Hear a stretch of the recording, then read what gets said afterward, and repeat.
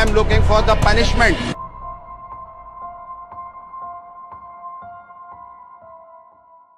इमरान आरिफ एक 60 years old hard working इंसान जिन्होंने पापड़ बेचकर अपना घर चलाया और अपने बच्चों को एक अच्छी एजुकेशन दिलवाई। और उनकी बेटी आमिना आरिफ भी अपने फादर की तरह हार्ड वर्किंग थी और अपनी फैमिली को सपोर्ट करने के लिए वो एक प्राइवेट कंपनी में जॉब करती थी और साथ में वो MBA कर रही थी which was about to complete. They lived in Gulzare Hijri scheme 3 Karachi. Imran Arif ही अपनी बेटी को ड्रॉप करने जाते थे और वही शाम को उसे ऑफिस से पिक करने जाते थे। This was there normal routine. लेकिन 19 अगस्त की शाम को कुछ ऐसा हुआ कि इमरान आरिफ अपनी बेटी को लेने गए लेकिन कभी वापस लौट कर नहीं आए। उस शाम जब इमरान आरिफ अपनी बेटी को वापस लेकर आ रहे थे तो 6:10 पर कारसाज रोड पर एक तेज़ रफ्तार टोयोटा लैंड क्रूज़र ने उन्हें पीछे से हिट किया और दोनों की उसी मोमेंट पर डेथ हो गई।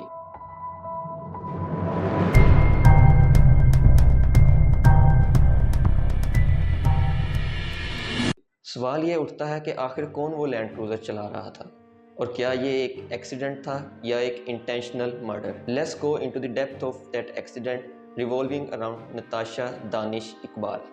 Natasha Danish is 32 years old and lived in Karachi's KDA Scheme 1.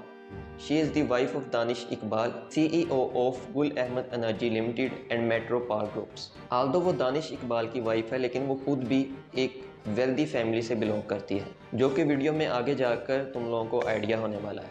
19 अगस्त की शाम को Natasha Danish was driving there land cruiser Karsaz road पर। पहले तो she hit a bike and a car in which people were injured. उसके बाद she tried to flee from the scene और उसी पैनिक में और ओवर स्पीडिंग करते हुए she hit the bike of Imran Arif और उसी मोमेंट में इमरान आरिफ और उनकी बेटी आमिना आरिफ की डेथ हो गई। CCTV फुटेज से आप लोग ये देख सकते हैं कि उस रोड की क्या विड्थ थी और कितनी स्पीड से वो गाड़ी चलाई जा रही थी। एक्सीडेंट के बाद Natasha tried to flee from that scene but लोगों ने उसे घेर लिया। कुछ ही मोमेंट्स के बाद रेंजर फोर्स वहाँ आ गई और उन्होंने नताशा दानिश को लोगों से प्रोटेक्ट किया as people were really furious and in rage. As she belong to the elite class, social media और न्यूज़ के अकॉर्डिंग नताशा दानिश को नॉर्मल सिटीजन से डिफरेंटली ट्रीट किया जा रहा था। पुलिस ने उसे स्पेशल प्रोटोकॉल के साथ ट्रीट किया जो कि शायद एक नॉर्मल सिटीज़न को उस सिचुएशन में उस तरह ना ट्रीट किया जाता।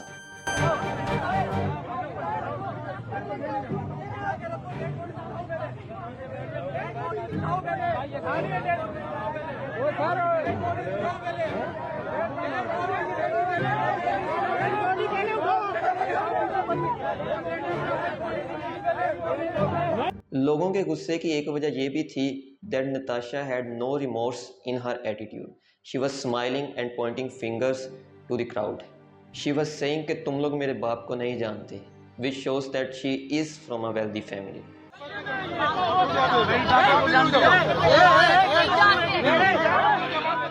आई विटनेसेस का ये कहना था that she was drunk and intoxicated, but medical reports of her blood samples are yet to कम।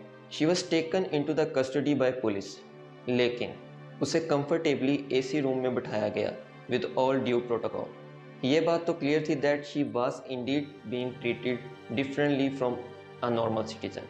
जो चार्जेस उस पर लगाए गए includes section 279 for rash driving on a public pathway, section 320 for कत्ले खता बाय रैश ड्राइविंग और negligent driving, section 337G punishment for hurt by rash or negligent driving, section 427 mischief causing damage to amount of at least 50 rupees। इस सब में एक बहुत important point ये भी है that she was not presented in front of the जज। नताशा के लॉयर ने ये रीज़न दिया दैट शी वॉज मेंटली सिक, उसे आइसोलेशन में रखा जाता है और नताशा को एक्सीडेंट के बाद का कुछ भी याद नहीं that she had hit 2 people on the road.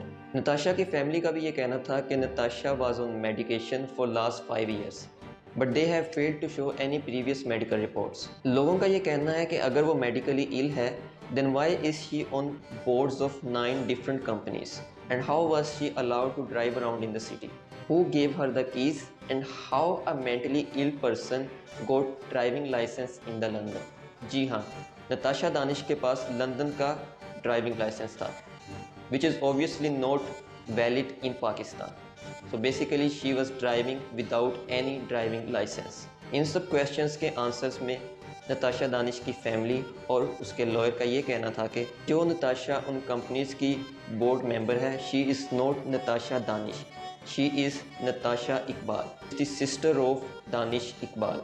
दूसरे सवाल के रिस्पॉन्स में उनका ये कहना था that Natasha took the keys without their permission. और जहाँ तक बात है ड्राइविंग लाइसेंस वाले क्वेश्चन की, on this point they are still silent. Social media पर वीडियोस और फोटोज सर्कुलेट कर रही हैं जिसमें हम ये देख सकते हैं कि नताशा दानिश और उसका लॉयर डॉक्टर चुन्नी लाल के साथ कन्वर्सेशन कर रहे हैं। इसके अलावा नताशा दानिश की एक और फोटो सर्कुलेट कर रही है जिसमें वो विक्ट्री साइन शो कर रही है in front of the court. This photo later turned out to be an AI generated photo.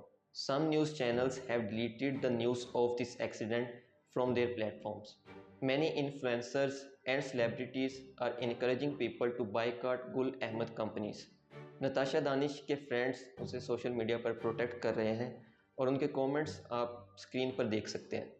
Imran Arif और आमना आरिफ की फैमिली की बात करें तो लोग ये स्पेकुलेट कर रहे हैं कि दियत देकर ये मामला सेटल कर लिया जाएगा, बट ऑब्वियसली ये उस केस में होगा if victims family agrees on it. लेकिन उनका ये कहना है कि उनकी कोई इंटेंशन नहीं है सेटलमेंट करने की और वो लॉ से जस्टिस डिमांड करते हैं और वो चाहते हैं कि अक्यूज को एक नॉर्मल सिटीज़न की तरह ट्रीट किया जाए और लॉ के अकॉर्डिंग उसे पनिशमेंट दी जाए। अल्लाह ताला जो है इसमें जो मरहूमीन है उनकी रूह को उसी वक्त जो है आराम मिलेगा जिस वक्त जिसने ये उनको इस हालत में पहुंचाया, उनके घर वालों को इस हालत में पहुंचाया है, ज़रूर वहाँ तक जो है उसको सज़ा मिलेगी। और दूसरी बात, कोई भी शख्स, मैं इस मीडिया के ज़रिए ये बताने के लिए बिल्कुल चाहता हूँ कि सबको ये बात पता चल जाए कि we are not looking for any sort of compensation. I am looking for the punishment, I am looking for the justice. Victim के लॉयर शफकत हुसैन का ये कहना था that Natasha was drunk and she had taken drugs that evening. उनकी family और लोग are protesting against this and they are demanding justice for Amna Arif and Imran Arif. Police की बात करें तो DIG Ghulam Azhar Mahesar visited the victims family और उनका ये कहना था that merit will be ensured on all levels. IG police Ghulam Nabi Memon का ये कहना था that a special investigation team has been formed for this task, क्योंकि ये एक हाई प्रोफाइल केस है और इस टीम को एक SSP रैंक ऑफिसर लीड करेंगी। The case is still proceeding, the people are demanding justice for Amna Arif and Imran Arif and so am I. अब देखना ये है कि क्या हर दफ़ा की तरह इस दफ़ा भी पैसे की जीत होगी या फिर लॉ और जस्टिस प्रिवेल करेगा। I am ending this video by hoping that Amna Arif and Imran Arif get justice. You can follow me on Instagram for further updates regarding this case. I'll see you in the next video. Till then, Allah Hafiz.